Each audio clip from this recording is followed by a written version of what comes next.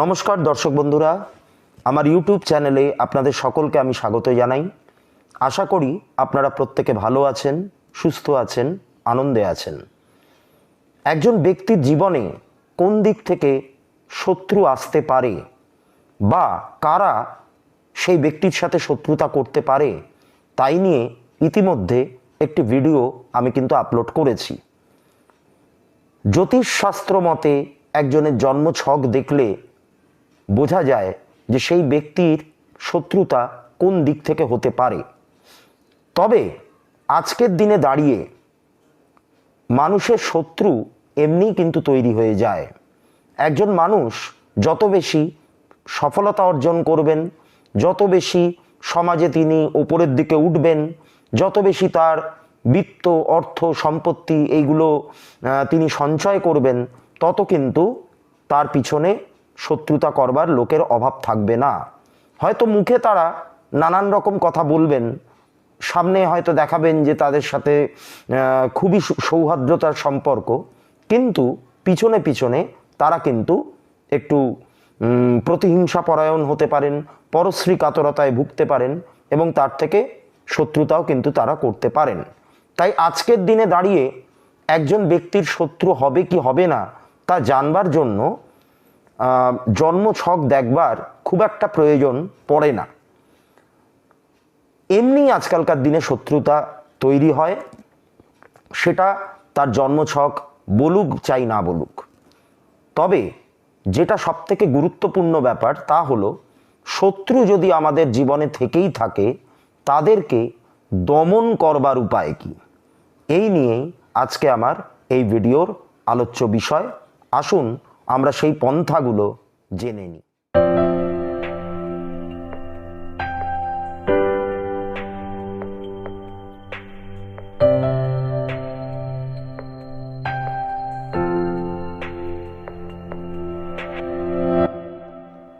জন্মছকের ষষ্ঠ ভাব হচ্ছে আমাদের শত্রুতার ঘর। সেটা আমি আগেও আলোচনা করেছিলাম। ষষ্ঠ ভাব থেকে আমরা রোগ, ঋণ, রিপু, চাকরি এই সমস্ত বিষয়গুলোকে বিচার করে থাকি। এবার এই যে রিপুর কথা আমরা বলি, এই রিপুই কিন্তু একজন মানুষের শত্রু হয়ে দাঁড়াতে পারে। এছাড়াও আক্ষরিক অর্থে যেটাকে আমরা বা যাদেরকে আমরা শত্রু বলি, সেটাকেও কিন্তু বিচার করা হয় ষষ্ঠ ভাব থেকে। এইবার আমরা আজকে জেনে নেব যে একজন ব্যক্তির জীবনে শত্রু তো আসতেই পারে বা শত্রুতা তো তৈরি হতেই পারে, কিন্তু সেই জায়গা থেকে তিনি কিভাবে বেরোবেন, তিনি কিভাবে মুক্তি পাবেন। দেখুন, আমি আমার এই জ্যোতিষ চর্চার অভিজ্ঞতা থেকে বলতে পারি, বহু মানুষ আমার কাছে এরকম আসেন, শত্রুতার জ্বালায় তারা জর্জরিত এবং তাদের একটি অনুরোধ থাকে আমার প্রতি যে এমন একটা কিছু করুন যার দ্বারা আমাদের শত্রুদেরকে জব্দ করা যায়, যাতে তাদেরকে ঠেকিয়ে রাখা যায়, বা এমন একটা কোনো কাজ আপনি করে দিন, বা এমন একটা টোটকা বা এমন একটা কোনো রেমেডি আমাদেরকে দিন যার মাধ্যমে সেই শত্রুরা ঘায়েল হতে পারে এবং তারা শত্রুতা করা বন্ধ করে দিতে পারে। দেখুন, আজকালকার দিনে বহু ক্ষেত্রে দেখা যায় যে এই শত্রুতার জ্বালায় জর্জরিত হয়ে বিভিন্ন মানুষ বিভিন্ন তান্ত্রিকের কাছে যাচ্ছেন, বা ব্ল্যাক ম্যাজিক যারা প্র্যাকটিস করেন তাদের কাছে যাচ্ছেন, এবং নানান রকম ভুল পন্থাও কিন্তু তারা অবলম্বন করছেন, মারণ, উচাটন ইত্যাদি ইত্যাদি এরকম ক্রিয়ার দ্বারা, যার দ্বারা তারা তাদের শত্রুদেরকে ঘায়েল তো করছেন, শুইয়ে তো দিচ্ছেন বা ঠেকিয়ে তো দিচ্ছেন, কিন্তু এর মাধ্যমে কিন্তু আপনাদের কর্মের ওপর একটা খারাপ ছাপ কিন্তু পড়ে যাচ্ছে, যেটার ফল আপনারা হয়তো পরবর্তীকালে খুব কষ্টের সাথে ভোগ করতে পারেন।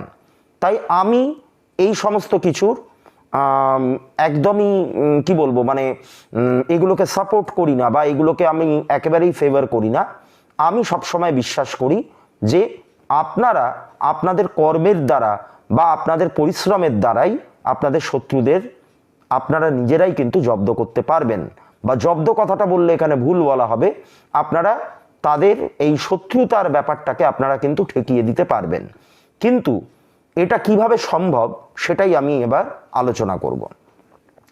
দেখুন, কিছু মানুষ থাকেন যাদের শত্রুরা তাদের সাথে শত্রুতা করেও খুব একটা লাভবান হন না এবং উল্টে তাদের নিজেদেরই নানান রকমের ক্ষতি হয়ে যায় এবং তার জন্য সেই ব্যক্তিটিকে আলাদা করে কিছু করতে হয় না।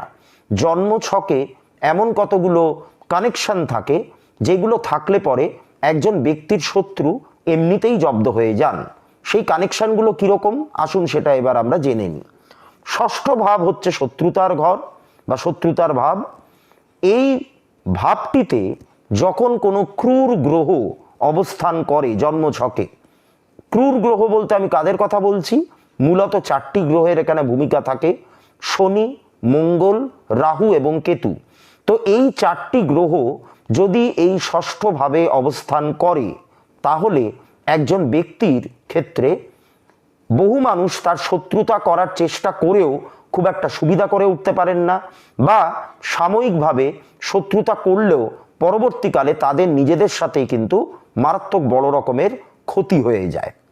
এবার ষষ্ঠভাবে যদি এই 4টে প্ল্যানেট নাও থাকে বা এই 4টি গ্রহ যদি নাও থাকে, তারা যদি অন্য কোনো স্থানে বসে থাকে কিন্তু তাদের দৃষ্টি যদি এই ষষ্ঠ ভাবের ওপর থাকে তাহলেও কিন্তু এই যোগ তৈরি হয়। একে জ্যোতিষশাস্ত্রের ভাষায় বলা হয় শত্রুনাশ যোগ।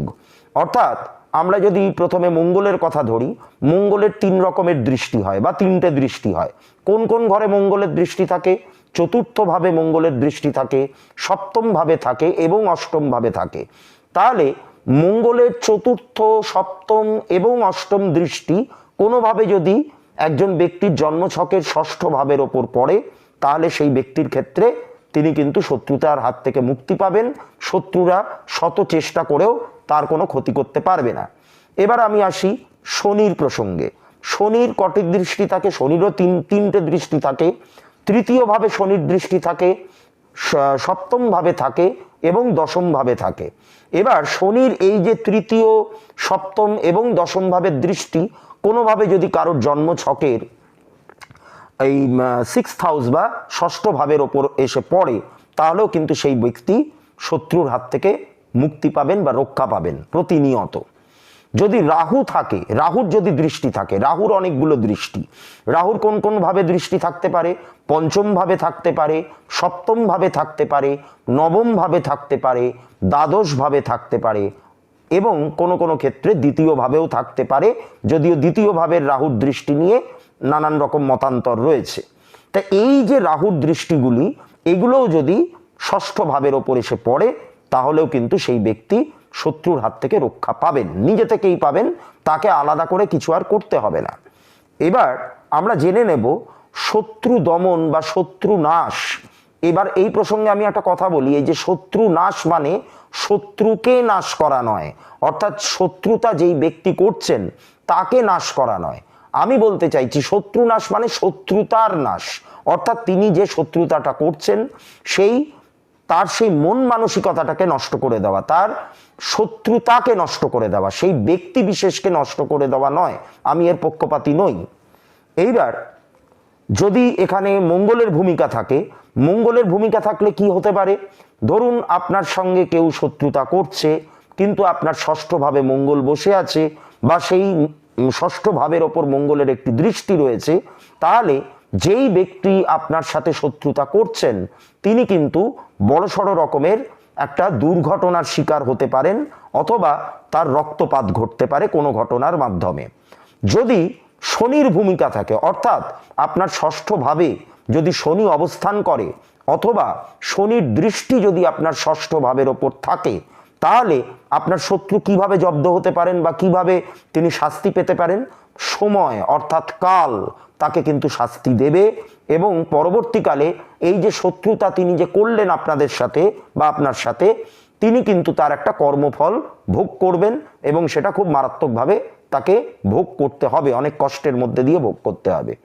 যদি রাহুর ভূমিকা থাকে, অর্থাৎ রাহু যদি ষষ্ঠভাবে অবস্থান করে বা রাহুর কোনো দৃষ্টি যদি আপনাদের ষষ্ঠ ভাবের ওপর এসে পড়ে তাহলে শত্রুতা যেই ব্যক্তি করছেন তিনি নিজেই কিন্তু কোনো না কোনোভাবে কোনো একটা চক্রান্তের শিকার কিন্তু হতে পারেন। এবার কেতুর যদি ভূমিকা আমি বলি, কেতু যদি ষষ্ঠভাবে অবস্থান করে, কেতুর যদিও কোনো দৃষ্টি হয় না, তার কারণ কেতুর দেহ আছে, তার মাথা নেই, মাথা না থাকলে তার দৃষ্টি থাকাটা সম্ভব না। তা কেতুর যদি ভূমিকা এই ষষ্ঠ ভাবের ওপর থাকে, তাহলে আপনার সাথে যিনি শত্রুতা করছেন তার শত্রুতা করবার মন মানসিকতা নষ্ট হয়ে যেতে পারে, তার মধ্যে একটা ত্যাগ করে দেওয়া বা ছেড়ে দেওয়া বা শত্রুতাকে ভুলে যাওয়া বা সেই জায়গা থেকে সরে আসা, এরকম একটা মানসিকতা তার মধ্যে কিন্তু ডেভেলপ করতে পারে।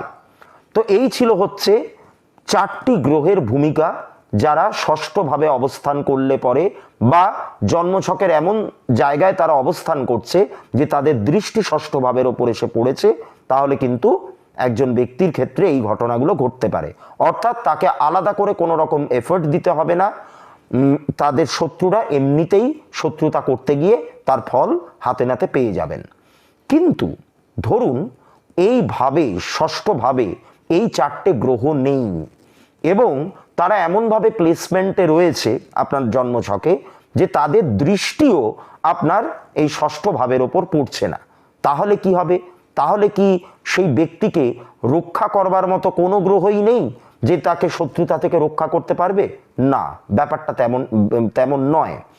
যদি রাহু, কেতু, শনি এবং মঙ্গলকে আমরা ষষ্ঠভাবে খুঁজে না পাই বা তাদের কোনো দৃষ্টি যদি এই ভাবের ওপর এসে না পড়ে, তাহলে আমাদেরকে দেখতে হবে যে ষষ্ঠ ভাবের অধিপতি গ্রহ কে বা ষষ্ঠ ভাব যেটা, তার সাইন লর্ড কোন প্ল্যানেট এবং তার প্লেসমেন্টটা আমাদেরকে লক্ষ্য করতে হবে। যদি তার প্লেসমেন্ট ঠিকঠাক থাকে, যদি সে কোনো ভালো নক্ষত্রে থাকে, তার কোনো মিত্র গ্রহের নক্ষত্রে থাকে বা কোনো একটা ভালো ডিগ্রির মধ্যে থাকে, তাহলে আপনারা এক্ষেত্রেও শত্রুতার হাত থেকে নিষ্কৃতি পাবেন, রেহাই পাবেন। কিন্তু যদি তার প্লেসমেন্টটা ঠিকঠাক না হয় বা সে কোনো একটা শত্রু গ্রহের নক্ষত্রে পড়ে গেল, অর্থাৎ আপনাদের ষষ্ঠ ভাবের অধিপতি গ্রহ এমন একটা জায়গায় বসে আছেন যে একটা খারাপ নক্ষত্র তিনি পেয়েছেন বা কোনো শত্রু গ্রহের নক্ষত্র তিনি পেয়েছেন এবং তার দৃষ্টিও ষষ্ঠ ভাবের ওপর নেই, তাহলে সেক্ষেত্রে আমাদেরকে কি করতে হবে?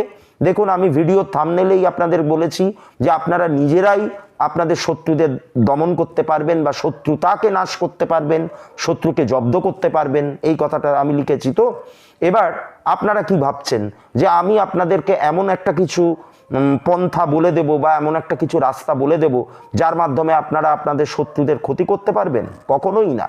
আমি আপনাদেরকে এমন একটা উপায় বলবো, যেই উপায়টা আপনারা যদি ফলো করেন তাহলে অবশ্যই আপনাদের শত্রু নাশ হবে। ষষ্ঠ ভাবের অধিপতি গ্রহ যেখানেই থাকুক না কেন, যেরকম অবস্থানেই থাকুক না কেন, যদি বলবৎ না হয়, অর্থাৎ যদি স্ট্রং না হয়, তাহলে এমনি এমনি আপনি কিন্তু শত্রুর হাত থেকে রক্ষা পাবেন না। তাহলে সেক্ষেত্রে আপনাকে কি করতে হবে?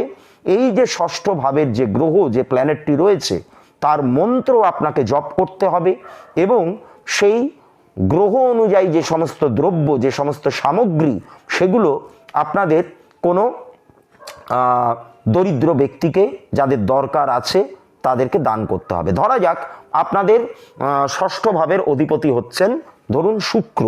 এবার শুক্র এমন একটি প্লেসমেন্টে রয়েছে যার দ্বারা সে এমনিতে আপনাকে খুব একটা এই শত্রুর হাত থেকে রক্ষা করতে পারছেন না বা খুব একটা আপনাকে প্রোটেকশন দিতে পারছেন না। তাহলে সেক্ষেত্রে আপনাকে শুক্রকে পাওয়ার আপ করতে হবে। কিভাবে করবেন?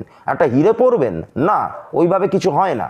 শুক্রকে পাওয়ার আপ করতে গেলে শুক্রের প্রণাম মন্ত্র আছে, সেটি জপ করতে হবে, অথবা শুক্রের যে সমস্ত দান সামগ্রীগুলি, অর্থাৎ মিষ্টি হতে পারে, দই হতে পারে, সাদা বস্ত্র হতে পারে, এই জিনিসগুলো আপনি বিভিন্ন আতর হতে পারে, সুগন্ধি আতর, এই জিনিসগুলি আপনারা বিভিন্ন মানুষকে দান করতে পারেন যাদের এই জিনিসগুলোর প্রয়োজন রয়েছে।